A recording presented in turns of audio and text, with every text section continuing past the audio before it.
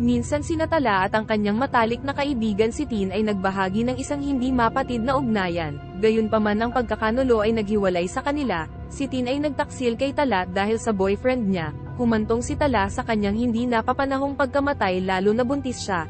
Makalipas ang isang taon, bumalik si Tala sa parehong gusali para maghiganti. Isang gabing walang buwan, late na nakauwi sa elevator, misteryosong huminto ito. Nagulat siya nang bumalat sa kanya ang malamig na hangin at mga bulong, ang makamulto na anyo ni Tala, ang kanyang buntis na tiyan, at ang damit na puro dugo. Isang nakakatakot na paalala sa harap ni Tala. Nakilala ni Tin ang dati niyang kaibigan at nakaramdam siya ng matinding guilt. Bakit? Bakit? Tanong ni Tala na may matinding galit. Tumingin si Tin habang humihingi ng tawad at itatama ang mali niya. Sa pagbabalik ng anyo ni Tin, pinatawad niya ang matalik na kaibigan. Nagbago ang itsura ni Tala at naglahong parang bola. Naiwang nakatulala si Tin habang inaalala ang kanilang nakaraan. Sa sandaling iyon nagsisisi at iyak na lang. Bumalik sa normal ang elevator ng apartment building.